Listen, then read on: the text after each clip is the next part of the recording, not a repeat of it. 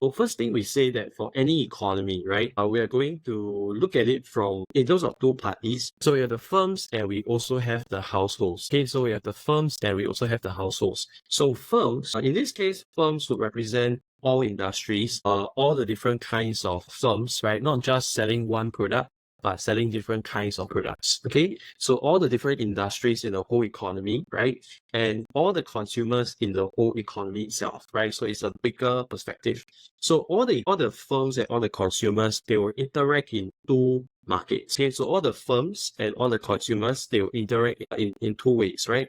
First of all, you can see here, let me zoom in a bit, all right?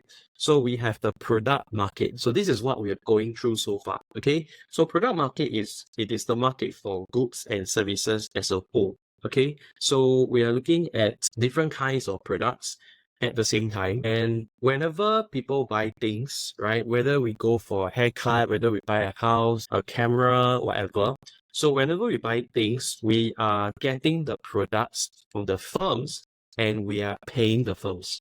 Okay, so whenever we are buying something, we are paying the firms and they are giving us the product. So you can see here, there is an exchange, right? So there is a flow. So between the household and the firms, the households are the customers. They are buying something from the companies. So the products are going to the households. And at the same time, the households, they are paying the firms. So the money is going to the company and the company is giving the firms products. Okay, so there is this exchange, all right? Then on the other side, we have the factor market. Okay, so the factor market, this is short for factors of production. So factors of production, we are looking at all the different kinds of resources, right? Your CELL, capital goods, entrepreneurship, land, and labor, right? So these four categories are used to produce goods and services, right? So in this case, we assume that the households, they own all the factors of production. Okay, so in a more simplified way, right? I am a person, I provide my labor, my hours to the company. So when I go and work in this company, I will work for them for a few hours, how many hours a day, right? And I produce outputs. Okay, so I will produce output. All right. So in this case, what happens is, we will sell our labor, right? We'll sell our hours to the firm, and in return, we will receive wages, right? So I go and work and I receive salary in return. So this is also a market because we are getting something, right? We are exchanging something. So the customers here, right, becomes the workers. So the workers will go and work, they will receive the money in return. And so there is this exchange because it is firm and households giving each other something, right? So the firms will give the money to the households and the households will work and give them, let's say, their hours, their expertise. All right. So this is how a simple setup is formed. Okay, so let me just recap the whole thing. First of all, as a household, right? Let's say you start from the household. You are a person in the household. Give me a while.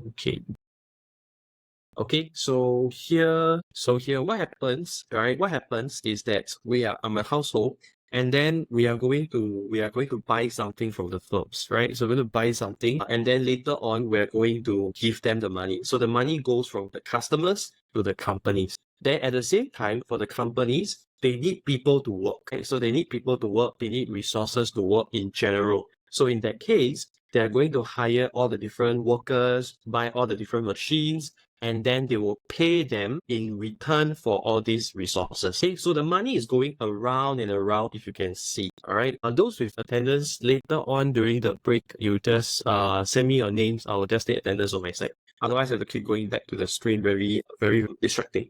Okay, later you let me know if your attendance is not taken yet. So over here, the households will receive the money and then they will go and pay and buy something. For the firms, they will produce something and then they will go and sell off the products. Okay, so this is how the economy operates in a more simplified manner. So it goes around and around and around, never ending, right? In that sense. So we call this framework, this diagram, the circular flow of income. Okay, the circular flow of income.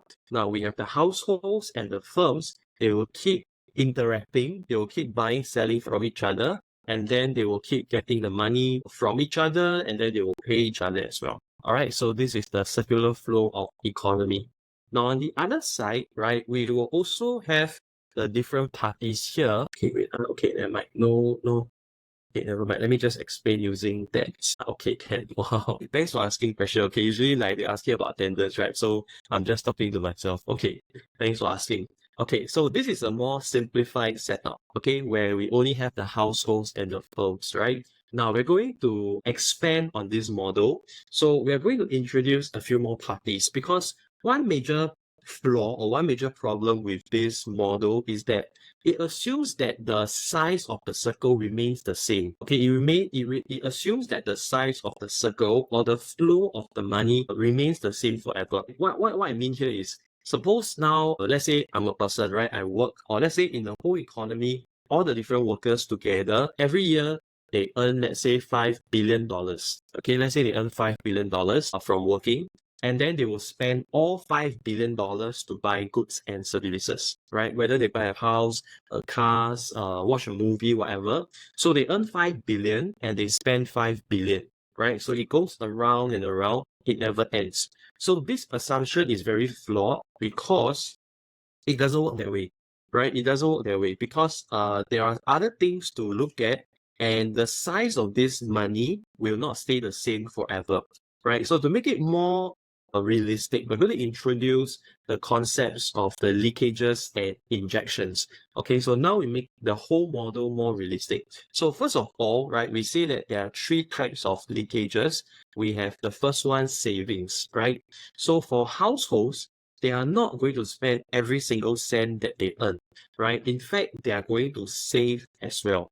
Okay, so the first thing, right, let's say as an Asian family, right, usually let's say my parent, when I was growing up, they'll say, oh, you have to save, right? In fact, they were big supporter of saving, such that whenever you earn your income, right, the first thing that you do is you save, right? The first thing shouldn't be what you want to buy, but how much you want to save. Okay, so if I earn 5 billion, right, and I only spend 4 billion, then what do we think will happen, right? Let's say I earn, all of us in the 1 year, we earn $5 billion from working, right? And then later on, we save 20%, right? So we only spend 4 billion. So what happens now is that if you realize, the higher the savings, right, the less the firms will earn. Okay, let's repeat again. The higher the savings, the less the firms will earn, because people are putting aside the money and they are not spending that amount. Okay, so in that case, the firm's revenue or profits will start to drop, right? It will start to drop. So they earn 4 billion, and then in the next round, because the firms are producing less and earning less, they will hire less labor, right? So they are not going to fire as many workers because they don't need to produce so much, right? So let's say in the next year, all the whole economy, the workers' income only 4 billion, okay? And they save another billion, right? So then in the next round, the firms will start to earn 3 billion. So you realize the money gets smaller and smaller and smaller, right? So the circle here is shrinking. So that is why we call this a leakage, right? Because the amount of money flowing in the economy will start to get less and less. So the more we save, the worse it becomes for the economy, right? So this is the dilemma here. We call this the paradox of saving, because saving is thought to be a good thing, right? In fact, in the Asian culture, we pride ourselves on saving. This is considered a virtue. But in the economic sense, the more we save, it is actually not good for the economy, right? Because the firms are earning less, and later on, it will spill over to the families, the households, because the companies are going to fire fewer workers. Okay, so that is the implication over here. All right, so this is the first leakage. All right. Now, next thing, we also have the tax expenditure. Okay, so the government will not just sit there and do nothing. Right, so just so we talk about the government. So governments will actually tax you. So when you buy something, you pay GST, right? Let's say if I'm going to buy certain products such as alcohol, cigarettes, or let's say I go overseas, right? And then I come back to Singapore, and whatever I purchase is beyond a certain amount, I will have to pay taxes as well, right? So you see that whatever you do, right, whatever you buy, the minimum that you pay is already the GST, right? Not to mention, like, if you eat at restaurant, you have service tax and all the different taxes. So the government collects taxes, right? And that means the moment you receive your income, right, you cannot spend 100%, right? A certain portion will just become taxes that you pay, right? It could be income tax, it could be GST, it could be whatever taxes. So the more taxes you pay, the less you have to spend on other things, right? The more taxes you have to pay, the less you have to spend on other things. Okay, so that is the tax expenditure. Then the last one here would be the import expenditure. Now, imports, right, would be where we buy things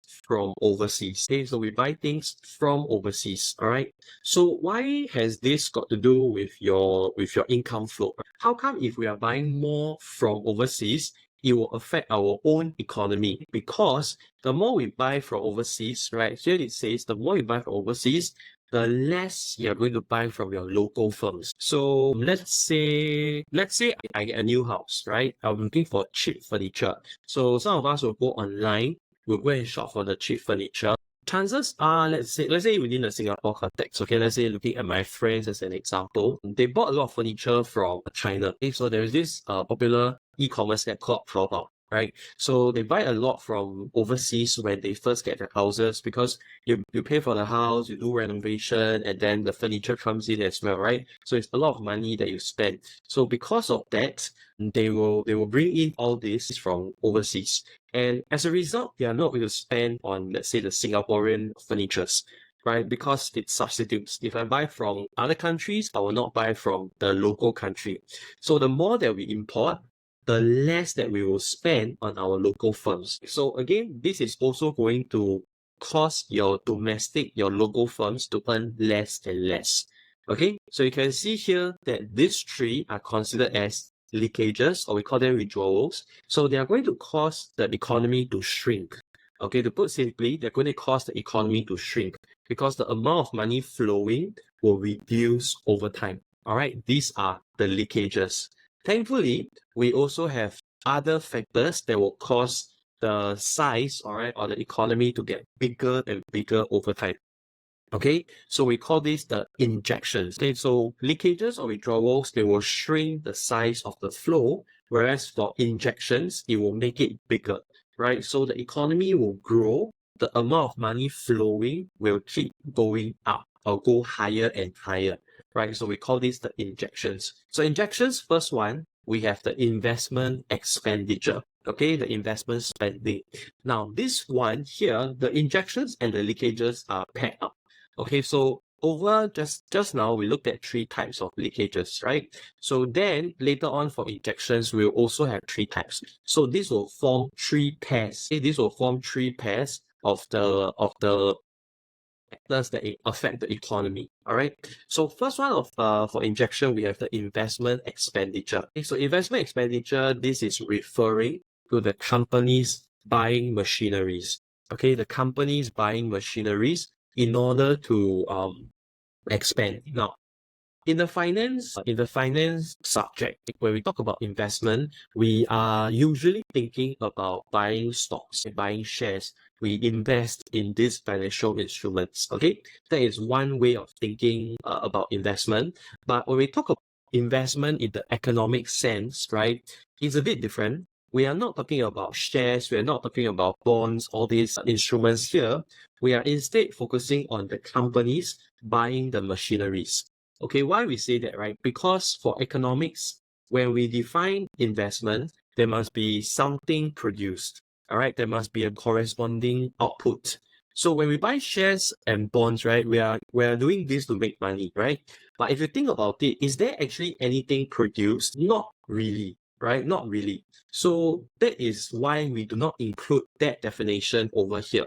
Okay, but rather from the economics perspective, it is more about buying the machineries that will help to produce goods and services in future. Okay, or we call them the capital goods, right? The machineries. So what happens whenever people save, okay, let's come back here. So whenever they're going to put the money into a financial institution, right, such as a bank, we think of it simply, okay, so let's not complicate things. So whenever we save, right, let's say assume that the people would just put the money in the bank account. Okay, they don't go and put in whatever financial instruments, right? They will just put inside the bank account. And what happens is, as a bank, right, let's say DBS, OCBC, or Citibank, right, whichever commercial banks, they will not just do nothing with the money, right, if you think about it. So this amount of money, they are actually going to lend out to generate returns. Right? So they are not just going to do nothing with it and pay people the interest rate every month, right? So they will lend out to other companies, they will lend out to other people, so that these people borrowing the money have to pay back the higher interest, right? That's called the bank's earned money.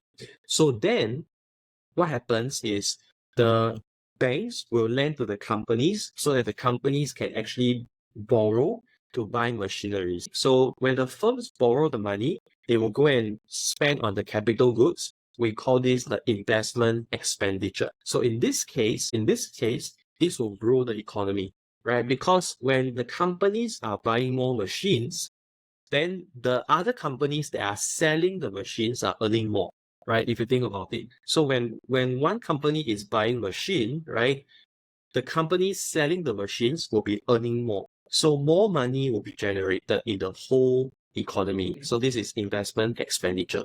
Then also we have the government spending money as well. Whenever the government collects taxes, okay, again, it doesn't just do nothing with it. It will do something with it, right? That's why they collect the taxes. Otherwise, very hard to explain to the people, right? Why are we collecting taxes or when it doesn't benefit the people? So here the government is involved, right? The government is involved. It collects the taxes. So the taxes will cause the economy to shrink, right? Because people have less money to spend. All right, that's what we explained just now. But on the other hand, if the government is actually spending the money, it is also growing the economy, right?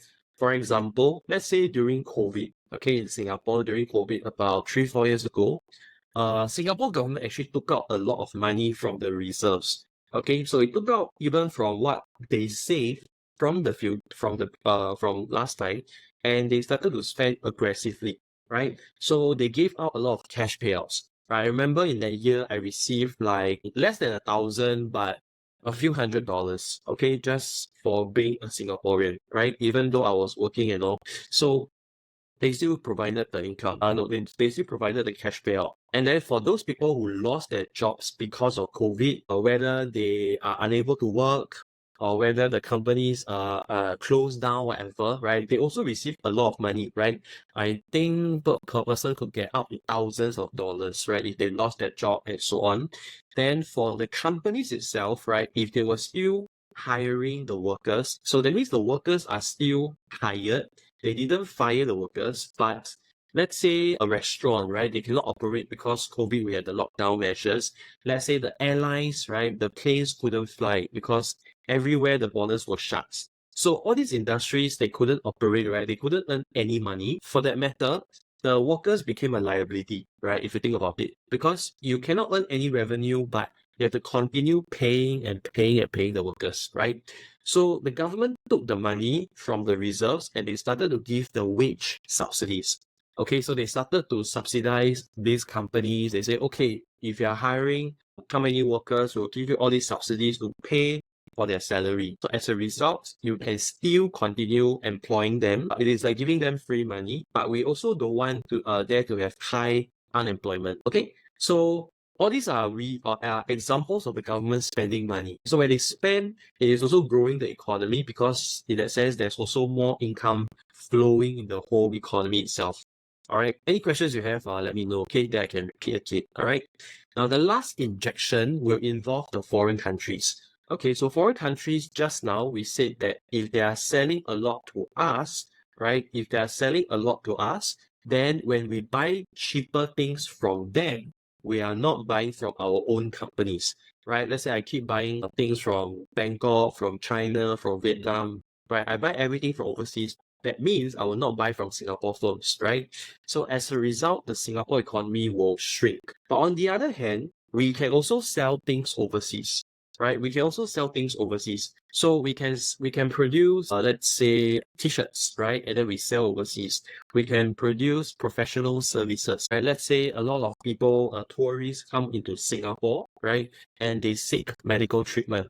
If you have heard of this term called the medical tourism, where foreigners come in because they like our level of technology here, they like the level of medical treatment that we can provide. So all this will allow the tourists to come, or will attract the tourists to come in, and then they will come here and spend money, they will come here and seek treatment. All these are considered exports, right? Because we are selling to foreigners. Even though it's just a service, it is not something tangible, right? It's not a product, it is still considered as export, okay? Because we are serving the foreigners. So the more that we sell to foreigners, or the more exports that we earn, this will also grow the economy. So all these 6 factors, right? 3 leakages, 3 injections, they will also affect the size of the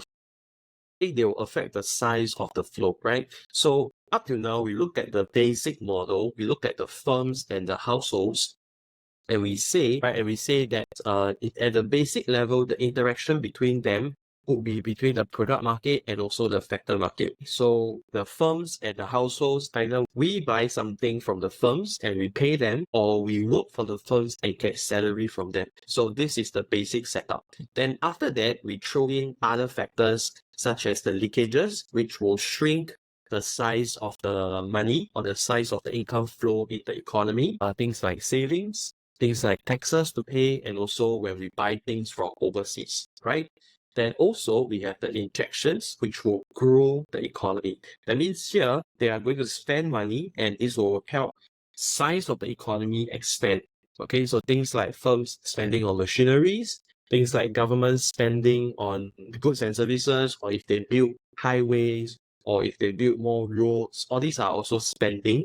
And the last part here will be the export expenditure. Okay, so where we are, or rather the export revenue, where we are selling more things, and then we're going to receive more income from overseas. All right, so the whole setup, right, will become this as a result. So you can see that it is not just between the households or the consumers and the companies, the firms. We also involve the government and also the foreign countries. Okay, so this will be a more complete setup.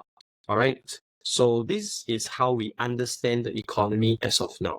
Okay, any questions you have, you let me know. I'll just pause for a moment. They can, no issues.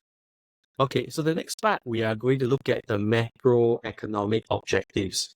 Okay, so macro objectives, this will be looking at what the government actually wants to achieve, right?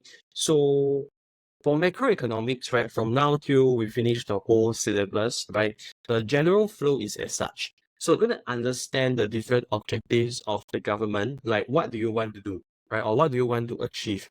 Okay, so the objectives are the benchmark, the end goal, right, what you want to get. And we'll look at the problems, right, if you don't have those. Okay, so I want this, but we are somewhere far from that, right? What is the issue here? And then we're looking at the policies at the last part to see how we're going to push the economy to achieve that goal. Okay, so what you want and the problems where you don't get those things, and then how the policies will help you to go in that direction. So the first objective that we want, right, we say that we want to achieve high, inclusive, and sustainable economic growth. Okay, so this one, we actually split into different types, but here as a general category, it is about economic growth. It is about economic growth. So first of all, we say that for economic growth, this is calculated, or this is measured in terms of GDP, right? So if you have heard of this term called the GDP, the gross domestic product, right? So gross domestic product, we are defining it this way. We say that it is the market value of the final goods and services produced within a region within a period of time.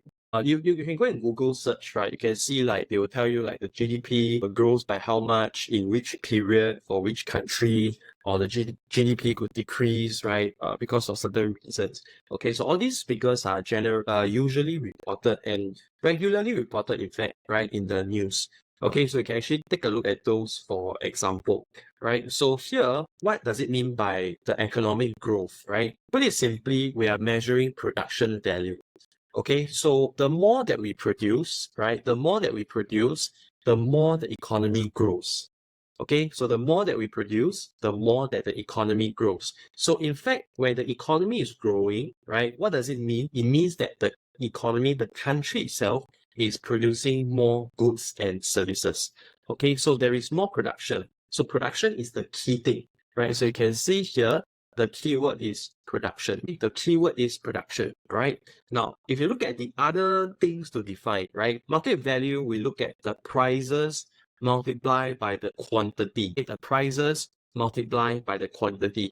So, okay, let me search, all right? Give you an example. Let's say the GDP for Singapore. Okay, so if you look at this, right, let's say here, you can see that the data given, right, for 2022, Singapore's GDP was about 466 billion US dollar, right? And this was on a generally increasing trend. So let's say in the 1980s, it was about 16 billion. We come on to the 2000, it's about 86 billion and so on, right? So the blue line here indicates the generally rising trend, okay? So first of all, GDP is measured in terms of dollars, right? So these dollars, how do we calculate? We use the price multiplied by the quantity of everything that we produce. Okay, so the price and the quantity of everything that we produce. So previously for demand and supply, we were focusing on price and quantity, right?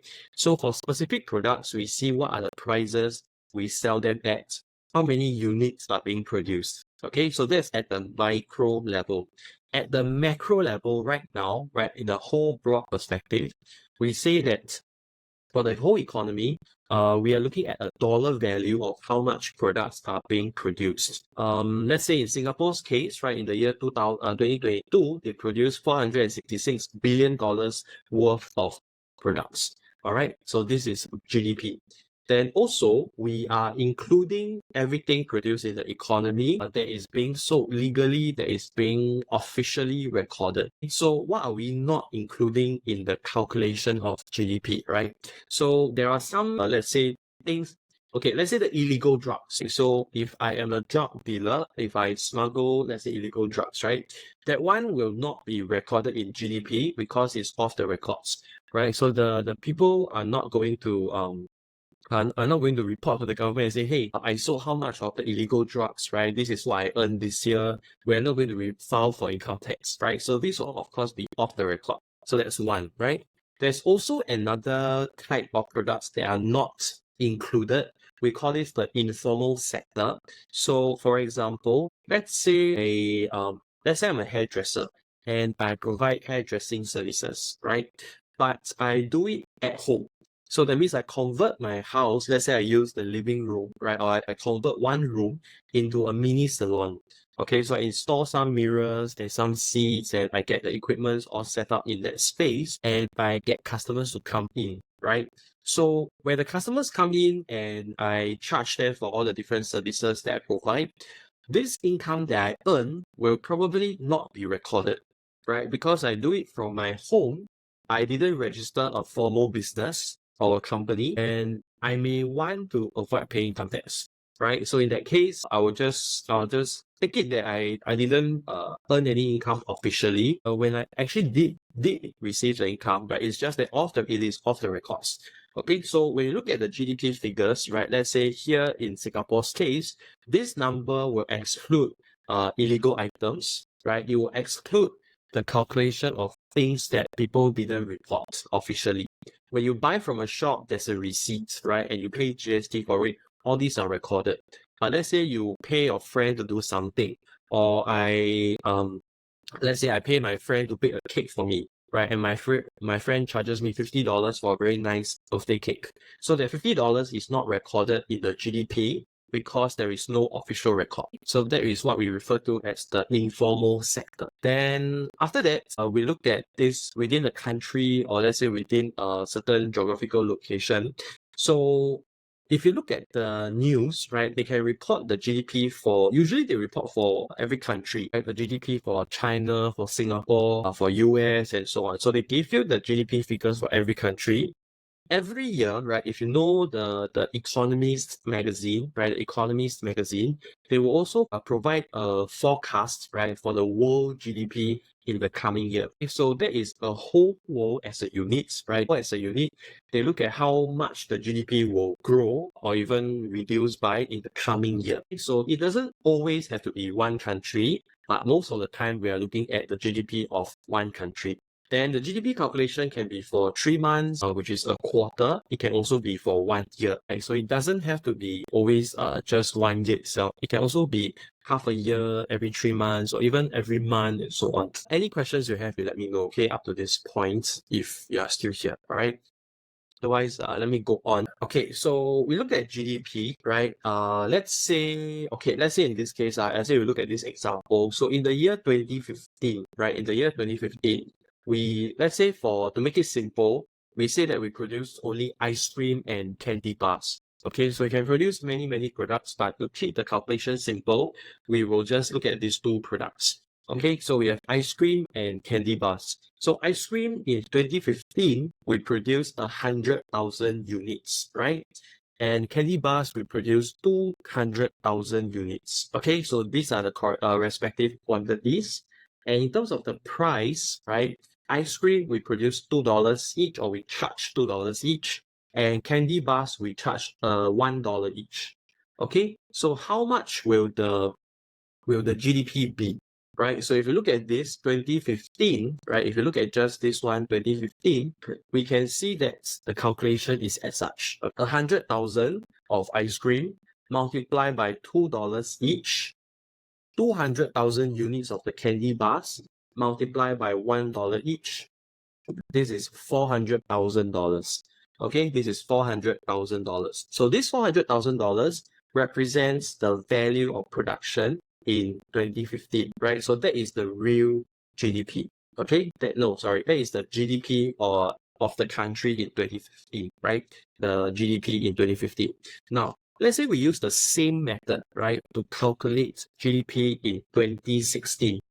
Okay, let's say we calculate the GDP in 2016, right? We want to see what is the percentage change. So here we have 120,000 units of ice cream. It is all at $2.50 each. And candy bars is 220,000 units, and it is at $2 each.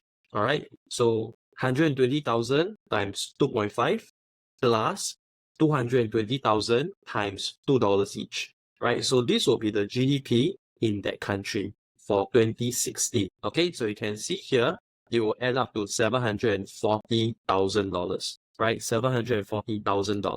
From 400,000 to 740,000, right? We will get about an 85% increase. Okay, so based on the workings just now, we are going to get 85% increase. Okay, so here, okay, let me see. Okay. Wow, thanks for the question. Manipulated is definitely possible. And now we are going to talk about one way in which this number will be wrong.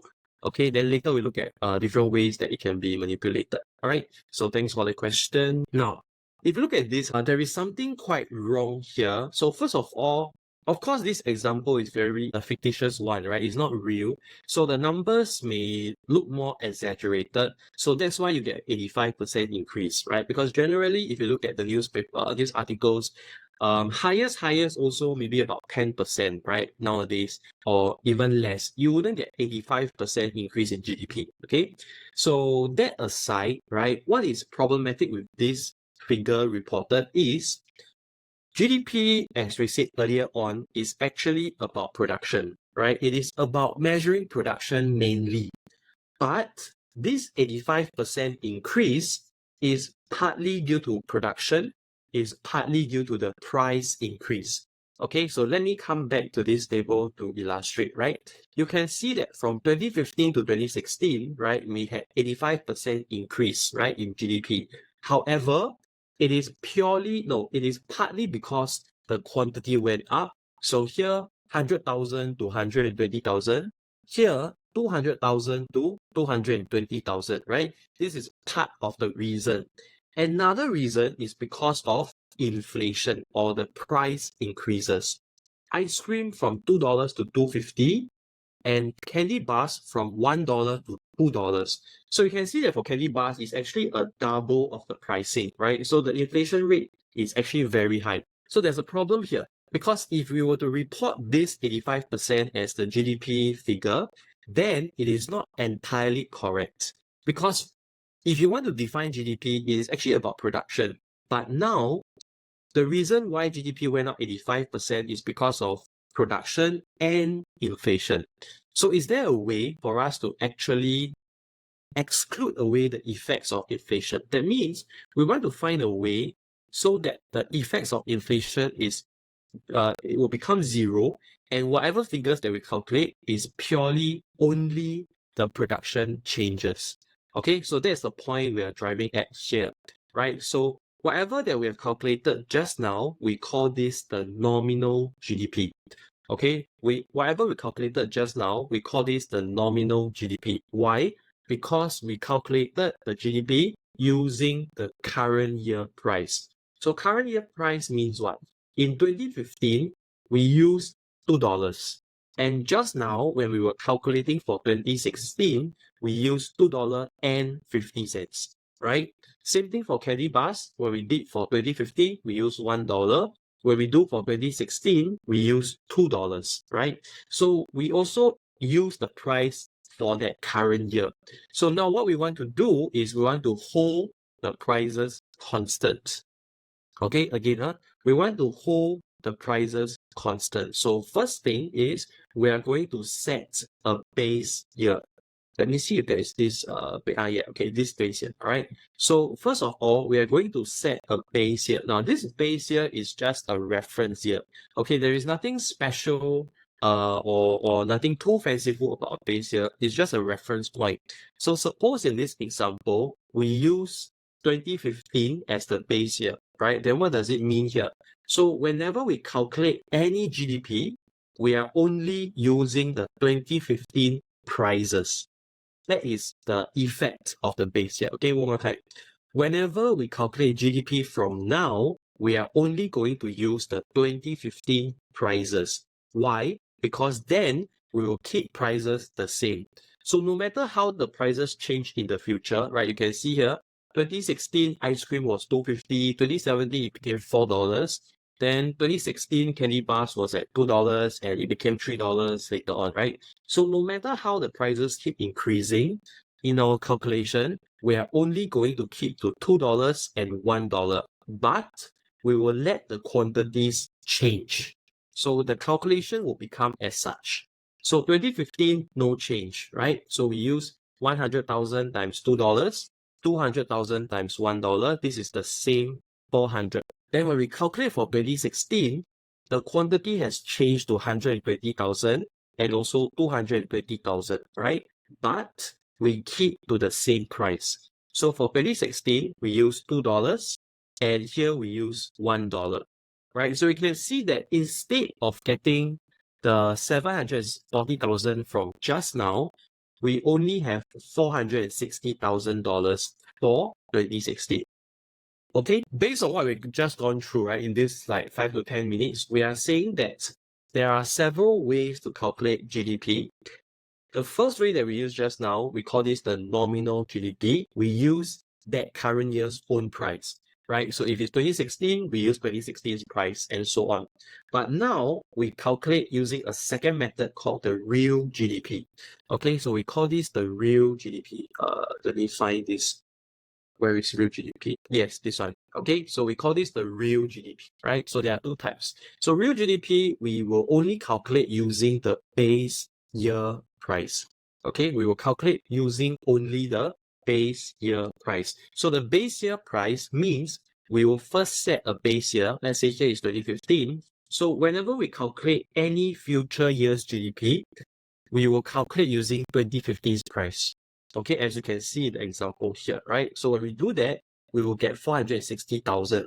Then when we report the GDP changes for that year, we'll say, oh, our GDP increased by just 15%. So this 15%, right, it will purely be based on the production numbers because we only let the quantities change. We didn't let the price change. So the price would not affect the calculation at all. Only the quantity will affect the calculation. So in that sense, we get an idea of how the production level could be different compared to the base year or compared to the previous year. All right. So here we have two GDP, the nominal GDP and the real GDP. All right. So this part, I don't think this is confusing, but if you need any clarifications, you let me know. Okay. So it's just nominal GDP using the current year price and real GDP using the base year's price. So base year, that means you set the reference year and you always only use that base year in order to calculate the GDP. But of course, the base year can change, right? Because the economic situations will differ, right? If you, let's say now today is 2024, right? And we are using we set the base year as the year 2000. That means it is 24 years ago, right? The prices will be very different compared to 24 years ago. And in terms of the products, right, it's all very different. So we cannot use a very far away year in that sense. And so if it's just maybe 5 years ago, 4 years ago, that one still felt okay, right? Because the prices still make a bit more sense. So that is what we mean by GDP, right? So we now understand what GDP means, how we interpret GDP, right? So we are looking at what goals we want to achieve in this area. Okay, so the first thing is we see that the government wants to achieve a high economic growth rate, right? Let's come back here. Okay, so first adjective or first way to describe the growth that we want is we want a high economic growth rate. That means the government is aiming for as high as possible the economic growth rate, right? If today the GDP is growing just 0.1% every year, is that quite high, right? Probably not. Okay, if you are growing about 1 to 2% every year, it's a bit healthier. Now, how we define high, right, is very subjective. Let's say you take the quiz, right? Now that we are in the midst of the quiz one, let's say if I know that I don't really understand everything, I didn't really study hard. So to me, high could be, let's say, 18 out of 24, right? For someone that listen very hard, focus a lot, study very hard, for them, getting high marks for the quiz could be, let's say, 24 out of 24, right? So to get full marks, it will be considered as a high mark, right? Anything below full marks will be considered low for that person. Okay, so in this, when we draw parallels from this example, right? Same thing for any country, right? How it defines high economic growth also depends on what they had been achieving up to now. When you look at China's GDP, right? In the last decade or so, they were growing at maybe close to 10%, right? So if you are growing 2%, that is actually underperforming a lot, right? So a high growth for them could be close to 10%. By Singapore's case, let's say the economic growth rate is generally about between 1 to 3%, let's say, right? Then if Singapore is growing at about 2% per year, that is considered quite high because up to now they were growing within this range, right? So 2% is low for China, but high for Singapore, right? So you can see here it's very subjective. Okay, but we want to try to match what we are capable and what we had been able to achieve up to now so that it is quite in line with our performance, right? So last year you were growing 4%. This year you grow 1%. Something is wrong, right? Or even worse, you're growing negative, right? So during recessions, during periods like COVID, let's say during the financial crisis in 2008, 2009, those were when the GDP was actually negative growth, right? So that is, of course, not ideal, right? So we want to avoid those cases. We even want to get a higher positive growth. Okay, so that is high economic growth. Anything along the way you have to, it's just stop here, okay? So next part, we say that we want to achieve inclusive economic growth as well. And so high growth alone is not enough. We also want inclusive growth. So inclusive growth means that while the economy is growing, the government also wants the income gap to be minimized. Okay, so it's not just about growing, right? getting a bigger and bigger economy, or like getting more and more income flow in the whole economy. But also we want to minimize the income gap. So we want the lower income group, right, to not be left behind. And the higher income group, because you're more capable, you're earning much more, we also want you to contribute more to the society. Right? So we have policies such as the income tax, right? We call this the progressive income tax. Do I have it here? Okay, don't have. Okay, so in Singapore's case, right, let me give you the example again. So Singapore income tax rates. Okay, so let's take a look at this table, right? So you can see the tax rates actually differ, right, at the different income brackets. Okay, for example, how we read this for example, let's say in the whole of 2024, right, I earned about $30,000. Okay, so if I earn $30,000, right, what is my income tax? My income tax will be $200 for the whole year. Okay, so the relevant tax percentage will be 2%, right? So how it works, right, for $30,000 is for the first $20,000 that I earned last year, the government will not impose any tax, so it's 0%. Okay, but for the next $10,000, they will impose the 2% income tax rate, and I will have to pay $200. So that means if I earn $30,000 for the whole of, let's say, 1 year, I will have to pay $200 of income tax, right? Now, as you move on higher and higher, you realize that the higher the income, the higher the income tax percentage, right? So if I'm earning, let's say, in excess of $1 million, right, my income tax could be 24%. So any amount that I earn that is over $1 million, the government in Singapore will tax me 24%. That's about 1/5, right? Imagine you earn another $1 million, right? Your second $1 million, the government will actually tax you $240,000, right? That means just for earning an extra $1 million, the government will tax you $240,000 extra. That means you only keep 76% of that extra $1 million you earn. Okay, so why do they have this policy? Because they want to reduce the level of the income gap, right? So for people who are earning more, right, they tend to have a higher level of spending, and it could also lead to more, let's say, inflation and all these problems. So that's one side, right, that we'll look at subsequently. But for now, let's say here, just to avoid the big income gap, right, where you have a lot of people that are not living as well, right? They may be suffering in daily life because not enough income and so on. Then you also have a small group of people who are very, very rich, right? They can afford a lot of things, right? They buy the luxury brands and so on. So the government wants to reduce all these social problems, right? So while they want to get economic growth, they don't want just the rich to benefit. They want the lower income group to also benefit as well. Okay, so that is also one type of economic growth that the government wants to achieve. Okay, then the other one that we call this the sustainable economic growth. Sustainable here says that we are growing in a more sustainable manner. So one aspect is that we are conserving our resources.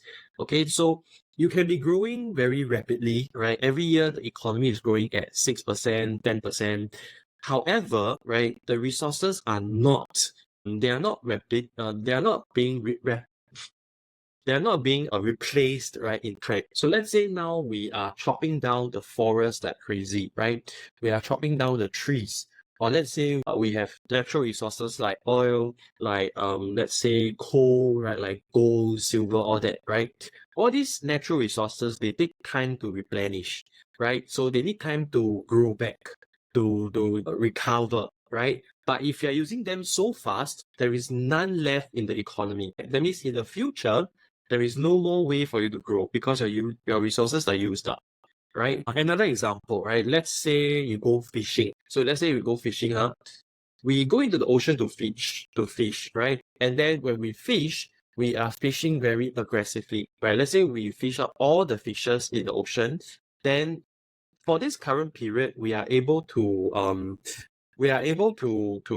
get a lot of fishes. However, on the flip side, in the future, there may be no more fishes left. right? So in the future, there's no fish to eat, there's no fish to sell. All this will affect the future. So from the government's perspective, it is not just about right now, it is also about the future. Let's say from Singapore's perspective, why is it that right now, or let's say 4 years ago, they had so much money to take out, to spend, to help the economy to recover from COVID, is because they had been saving throughout. Right, because in their mind, they were thinking one day there could be an emergency, there could be a crisis that requires a lot of money. So we shouldn't be spending so aggressively now, right, when we can afford to save. So we should actually be saving with the future in mind, right? And then, like, it really did happen when it come out to COVID, right? Because of the reserves that we had, we were able to take it out and to save the economy. And of course, right now, since that year, right, we'll be trying to recover, and so that you're trying to build back your reserves for any future crises as well. So in terms of growth, right, just to stress, it is not just about growing very, very rapidly, very fast. It is also about pulling the people along, right? The lower income group shouldn't be left behind. It is also about caring for the future, such that the resources are enough to support the economy in the future as well. Okay, so it's a lot of different perspectives, different angles, right? So to actually look at. So regarding the whole economy, one objective the government wants is regarding economic growth. All right. Second objective here is to do with the price levels. Okay, or we call this the inflation rate. All right. So when we looked at demand supply previously, we looked at the prices for specific products, right? So we say like the price for houses, the price for cars, and so on. So it's just about one specific product. Now, when we look at the whole economy, we are looking at inflation rates as a whole, right? That means the prices of goods and services, all the different products in general. Okay, so all the different products, all the different prices in general, right? So we look at in general how much the prices are changing from period to period. Okay, so here we define inflation as the sustained increase in the general price level. So again, it is about a general price level. Okay, so just to stress, it is not about price of a specific product. So as a government, they tend to strive for a low and sustained rate of inflation, right? Low and stable rate of inflation. So low here, it's specifically referring to two. Okay, so you can see the examples of like the UK, the US central banks, right? Central bank is an entity, it's set up by the government that will oversee the financial sector. They will implement monetary policies and other different functions, right? So we talk about monetary policy in the subsequent chapters. But for now, we just need to know that there is this entity, this organization called the central bank, and they are the ones setting, or they are targeting a specific inflation rate. Okay, so here is about 2 to 3%. All right, here is about 2 to 3%. So 2 to 3% inflation rate is considered optimal. So why are we not aiming for 0? Right? So if you are aiming for 0%, that means you are not letting the prices change, right? Or you're not letting the prices increase. So we not only want to take care of the consumers, we also want to take care of the firms, right? Because they are all part of the whole economy. So if the prices are never rising, then the firms are not technically making more profits, right? Because if you are setting higher and higher prices, chances are you're making more profits. But if the prices are getting lower and lower, right, the firms are technically going to earn less and less. So we want them to earn, but we don't want prices to increase rapidly such that the consumers are compromised, right? So the middle ground is about 2 to 3% inflation rate. Okay, so in that case, the consumers are not experiencing a very fast increase in prices, while at the same time, the firms are still seeing some healthy increase in profits. All right, so that is the ideal situation for inflation, right? So we want a low level. Now, if the inflation is getting too volatile, okay, so look at this term here, it's low and stable, right? So low is one thing, low is looking at about 2 to 3%. Stable here means that it doesn't fluctuate a lot. Imagine now, if the prices are changing very much, right? So one moment it could be that this price then later it increases a lot, right? And then it comes back down again. So it's very high up and down. It's going to cause a lot of disruptions. Okay, so let's say a company, right? The company wants to price its products. It wants to sell products, right? So it has to list down the prices. So if the prices in the economy are changing, right, any business will have to also change its prices to follow, right? Because you have to stay competitive. Because if the cost of your resources are also changing like crazy, then you have to make sure you cover the cost, right? So your prices also have to adjust. So all this volatility is going to make it very difficult for, let's say, planning, right? So imagine if you want to come into that country, right? You want to set up there, and you see that the prices are so volatile. How are you going to plan for your profits in future, right? How are you going to go in and start planning for your business? How do you know how much you will earn and spend, right? It's very flat because the prices are just changing like crazy. Okay, so in that case, it will become very difficult, right? That's why the government not only wants to aim for low, it also wants to aim for a stable inflation rate. Okay, so that is the gist of it, right? So if the prices are rising too fast, then it becomes a problem for the government. If you see the case where the inflation is actually negative or too low, it also is an issue. Okay, so let me find the example. US inflation, okay, right? Okay, let me see. Let me see. 2022. Okay, let's see. Okay, here. So this was the case for 2022, right? You see that this was dated last year in January. We can see that, right, the inflation rate is about 6.5%, right? Down from 7% in November, 9.1% peak in June 2022. Okay, so the US is aiming for 2 to 3%, right? And now we are looking at inflation rates of about 6%, 7%, 9%. This becomes a problem, right? Because the prices are rising so rapidly, everything is becoming very expensive. The consumers will suffer, okay? Because they may not even be able to afford necessities. They will have difficulties just living, right? So this is where you have very high inflation, it becomes a problem. Okay, so on the other side, we also have issues with low inflation. Let me take a look. Okay, so look at this. Okay, so on the other side, around the same period, right, you can see that while the US was experiencing very high inflation, right, Japan was experiencing very low inflation. Okay, so it's very different situation. Let's see. Okay, inflation is soaring in countries around the world, but not in Japan. And then this is about 3%. Okay, so actually in Japan, it was 3%. It's technically considered low because during that time, right, around the world, countries were experiencing like 8+%, 7, 5, and so on, right? So 3% for Japan was considered very low compared to other countries. That's one.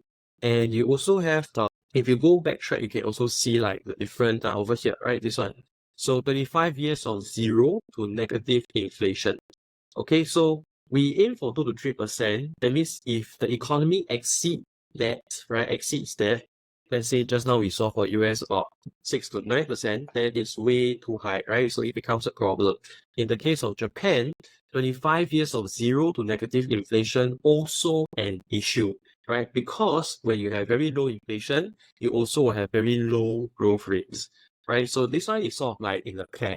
Okay, so we'll take a look at the concepts in the next few sessions, right? But for now, just roughly know that if it's too low inflation, it is a problem. If it's too high inflation, it becomes a problem as well. Okay, so the best is, of course, 2 to 3%, right? Somewhere in the middle ground. Okay, so that is the case for inflation, right? What we want to achieve. Now, the next objective here is about unemployment. Okay, so another of the economy to take note of is the unemployment rate. So we calculate the rate as such, right? The number of unemployed over those who are unemployed and over those who are plus those employed, right? So the bottom part, we refer to it as the labor force. Do we have it here? Okay, so unemployment, right? Unemployed over the labor force. Okay, so in terms of the labor force, these are people who are either with a or people who are looking for a job but are unable to find any job. So this is how we calculate unemployment rate. So first of all, why do we want it to be low, right? First thing, if there are many people without a job, it becomes a social problem because there are people who are looking for unemployment benefits. Suppose the government, when there are many people queuing up waiting to collect the money, it causes a strain on the government. So that's one issue. On the other hand, people who are working will contribute income tax, as we explained earlier on, right? But now, if you have a lot of people who are not working and are collecting the unemployment benefits, they will not be paying the income tax. Right? So if they're not paying income tax, the government will have less to receive. They will have less money as a result, right? So unemployment rate becomes delicate in that sense, okay? Not to mention other things like social problems. So if there are more people without jobs sinking into poverty, you may have more crimes, you may have more people living on the streets and so on. So we want people to at least have a comfortable level, right, of income so that they can afford daily necessities. Okay, so government's aim is to make sure that the people's living standards, it doesn't have to be super high, right? The government is not seeking to make everyone millionaires and billionaires, but they want people to at least be able to afford necessities, okay, so that you are not living on the streets, right? You are not a social problem and so on. Okay, so that's one aspect, right? The other thing is, in terms of unemployment, we say that if you are out of job for a longer period, it will become a problem for your skill sets. Okay, so let's say I graduate from university, right? And I come out to society to look for a job, equipped with all my knowledge and all the skills that I've picked up over the years of education. Okay, so if I'm in the workforce, right, let's say now I join the company, I'll be working, right? I'll be accumulating experience, I'll be increasing my skill sets, I will have more to offer to society, right? I can get a higher position, draw a higher pay in future. So experience and skills are accumulating. Suppose now this person gets unemployed and they lose the job, let's say for a prolonged period of time. Okay, so they are not working, and at the same time, the skill sets may be losing relevance because they are no longer relevant for the current context, right? They may not be able to pick up new skills as well. So then that becomes an issue, right? Let's say in the case of 2024, right? Or let's say in the past few years, we have experienced the rise of AI, right? Things like ChatGPT, where they generate text, images, and so on. So AI is increasingly being used in the workplace, right? And it can help a lot with the productivity, because if you're someone doing writing, you can use the system now to generate all the text, right? The text output, and it can fasten your output very quickly, right? A lot. But the problem is, let's say someone who has lost touch, right, with all this, he has not been working for the last 10 years, for example, they may not be aware of such developments, let's say like AI, like ChatGPT. So if they were to come back to the workforce, right, they will be still using the same way of working as they did 10 years ago, right? They may still be writing by themselves, they may still be writing manually. So it becomes slower, right? And the quality may not be high as well, because they may have already forgotten what they have been doing like 10 years ago, right?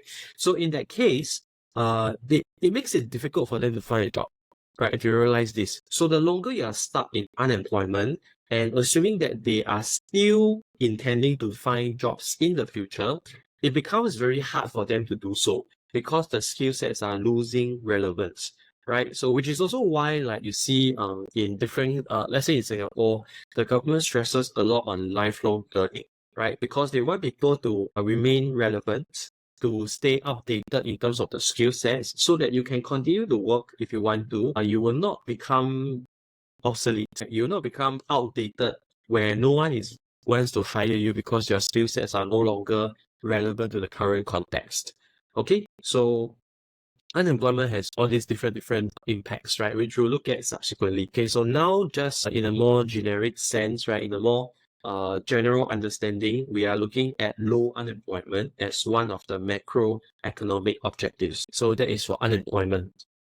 Okay, so this one here for business cycle, we are just going to take it with a pinch of salt. We just understand the bits, right? This one will not be a focus for the exams as well. Okay, but here just looking at how the GDP could change as time passes. Okay, so we plot the real GDP across time, right? You can see that looking at all these different objectives that we have explained just now, right? You can put them together in one context. So here we see that GDP will generally go up and down as time passes. Okay, so GDP changes over the time, right? It will not be constant, right? It will not be rising only or falling only or even changing at the same pace. It could be very volatile. So GDP growth could be very high in the first few years.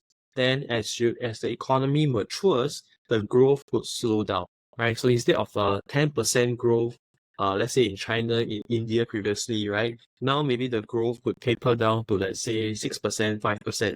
Okay, and as you develop further, right, let's say in Singapore's case, as it becomes more and more developed, the average, right, on the typical economic growth rate could be at about 2 to 3%. Okay, in contrast to, let's say, previously, right, 20 years ago, we were growing at like 4-5%, the kind. The economic growth rate could change, right? And then every few years, right, or let's say every decade or so, you may experience a big recession, right? So recession is where the economy is not doing so well. The economic growth rate is negative. And so the previous round we had recession was in COVID. And so during COVID, the GDP was negative. That was the first time, I think, after, let's say, the financial crisis. Right? Along the way, there were some minor hiccups, right, in the GDP itself, let's say looking at the whole world, but it wasn't a big issue, right, as compared to like the financial crisis in 2008 and also like the COVID situation in 2020. Okay, so GDP goes up and it goes down. So as it goes up, right, as you see the GDP increasing, you have like unemployment falling, you have inflation rising, right? Think of this period as, let's say, post-COVID. Okay, post-COVID in the US, unemployment was falling. People started to be able to find jobs. They started going back to work. Inflation ran to a high of 9%, right? So this was during that period.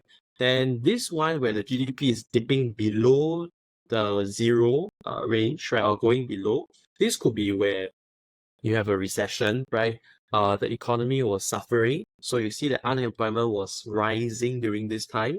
Inflation rate was also falling, right? But things are looking worse or looking not as good as before. Okay, so this is the case with the economy changes, right? So we call this like extension, the K contraction. So all this, you can take a look if you want to. Okay, so the last part for this chapter, we look at this concept called the standard of living. All right, so we look at this concept on the standard of living. Now, standard of living, it relates to how well people are living. In a very simplified way of understanding, right? How well are people living? So we split this into two aspects, or these two parts, okay? We have the material portion and the non-material portion, right? So the material side has to do with the material goods. Okay, this is also how they derive the word material. So material has to do with material goods, like how much goods and services are we consuming? Are we able to go for holidays very often? Are we able to afford a big house, a car, or how many houses and cars can we afford? Are we able to eat out in the fine dining and so on? And so this has to do with the material aspect of the standard of living. So the more that we can consume, right, based on this theory, the higher the level of material as well. Okay, as well as standard of living. The more that we can consume, the higher the level of material as well. All right, so from the economy's perspective, we want SOL to be as high as possible, to be rising or to be improving from period to period, right? So that is how we look at the people's living standards, all right? So whether you're living better lives. So in the material aspect, the more that you can afford, right, the more that you can buy, the better. Okay, so this is material. Non-material, we are looking at the more non-financial side, or like the more this has anything else that affects your living standards that's not to do with your consumption. So let's say here they give the example, for example, your life expectancy, right? So how many years on average are the people living in this country, right, expected to live up to? So if the life expectancy is about 80 years, right? So if people in this country generally live up to 80 years old, that means the access to healthcare is quite good. The access to clean water, to sanitation, right? Or let's say the level of medical treatment is actually quite advanced, such that they can live for long lives, even if you have sickness from time to time, right? They are able to get cured, they are able to live very healthy lives, so they can live for many years. In contrast, let's say in another country where the life expectancy could be 40 to 50 years old, right? So on average, people just pass away after they reach 40 to 50 years old, then it's going to be a shorter life expectancy. And it could also imply that the healthcare, right, the medical standard in this country would not be as good as the other country. Okay, so there's one way to look at non-material, right? We also can look at it from the education perspective. So are the people in this country generally educated? Are they able to finish university, right? Or are they just going to finish primary school or primary education and stop there?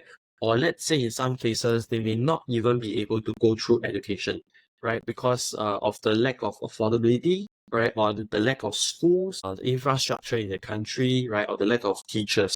Access to education also a part to do with the non-material. Okay, then of course, another thing to look at could be, let's say, the happiness level, right? If, let's say, in the advanced economies, right, we typically work longer hours, we work many hours, so we could be able to afford a lot of things, material-wise, right? Let's say we are drawing higher pay, so our material SOL, or material living standards are quite high because we can afford a lot.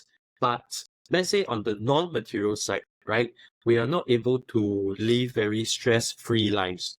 We always stress about work. We are very upset, right, at work because we work long hours, we're unhappy, we're unable to spend time with friends and so on. So all these will also bring down your non-material living standards. Okay, because we are not living happy life, right? You're not living a stress-free life. So that is going to impact on your overall living standard as well. Okay, so how do we actually measure living standards, right? Because you see that it comes from different aspects. We explain this concept from different perspectives, from different angles, right? So one common way to measure your SOL, the living standards, is we have this thing called the Human Development Index. Okay, let me search this and then we can see more examples. Okay, so here. Alright, so the Human Development Index, we look at a few different criteria. Let me see. Okay, so we have life expectancy at birth, right? So they include the calculation, right, of the life expectancy at birth. They look at the years of schooling, right? So it's about healthcare, it's about education. They also look at this concept called the GNI per capita. Okay, so GDP we looked at earlier on. We said that it is about the production level of an economy, right? The more we produce, the more the GDP will rise. Okay, so it measures or it follows the production. GNI is different, right? GNI is the gross national income. Okay, GNI is the gross national income. So gross national income, we are looking at it from the income perspective, right? So how much are the people earning? So it's not about production of goods and services. It's more about the income levels of an economy, right? So let's say here let's say I'm a Singaporean and I work in any part of the world, I work in any country. Because I am a Singaporean, that's my nationality. Whenever I work and earn income, I will contribute to Singapore's GNI. Okay, again. So because I'm a Singaporean, right, my nationality is Singapore. Wherever I work in the world, I could be working in Japan, in China, in Korea, or even working in Singapore, right? Whenever I work, or whenever all the Singaporeans work and they earn income, it will contribute to this GNI of Singapore. Okay, because this indicator is based on the nationality, right? The gross national income. So based on nationality, as a Singaporean, wherever I work, right, the income that I earn, the number will contribute to Singapore's GNI, right? So when they report the GNI figures, it will represent the overall income earned by Singaporeans for a given period. In contrast, if we look at GDP, right, what is the difference? GDP is based on a specific location. So let's say I am a Singaporean but I am working in Japan, for example, then whenever I earn income, whenever I produce outputs, right? Let's say I'm a teacher, or I'm an accountant, I produce accounting services, or I'm a lawyer, I advise clients on the legal matters, right? Whatever I work on, these outputs will not contribute to Singapore's GDP, because GDP is based on the specific location. If I'm not in Singapore, I will not contribute to Singapore's GDP, right? Because my production is taking place in other countries. However, because I'm a Singaporean, no matter where I work, I will contribute to Singapore's GNI, because GNI is not based on location, but it's based on nationality. So regardless of where I work, I will be able to contribute to Singapore's GNI. So here, looking at the combination of these three factors, right? Your health, your education, and your income levels, we will derive what we call the Human Development Index. So we see here that it is a summary measure that will look at the different dimensions of the human development. And we can see that this is sort of a gauge, right? Or sort of a measure of the living standards of people. So now we're not saying this is the best, or this is the only, or the definitive measure of SOL, right? It's living standards, but this could be a useful way. So the higher the country ranks on this indicator, right? Let's see if they have any figures shown here. Take a look at, okay, for example, right? Let's say we look at the case of Norway, right? So let's say Norway ranks very high on the Human Development Index, right? It's the first one. So it is the first one, that means across the board, based on the education, healthcare, and income levels on average, Norway scores the highest. So this means that people in this country are assumed, right? We don't say it's definitely, but we say that they are assumed to be doing quite well with lives, right? Or to be living quite good lives, because they have higher incomes, they have access to education, they have access to healthcare, right? And you go down the list, and let's say a country like Poland, they may not score as well, still quite high, but they don't score as well. So in that sense, right, the living standards in Poland may be slightly lower. Okay, so we use this as a way to gauge the level of living standards in the country. Whether or not this HD or Human Development Index is the best is of course very debatable. It may not be, because looking at HDI, it only measures a few dimensions, right? We fail to account for people's happiness level, the stress level. We are not taking into account things like the cleanliness of the environment. Suppose now the economy is doing very well, there's a lot of production, but there's also a lot of pollution, right? Like when the factories are polluting aggressively, the air is polluted, it's very dirty. When you breathe in, it makes you cough a lot, right? All these could affect your non-material SOL as well, but it is not calculated, it's not accounted for in the HDI, right? So this is where this indicator, even though it can be more comprehensive, right? It still doesn't include all the different things that could affect the non-material SOL.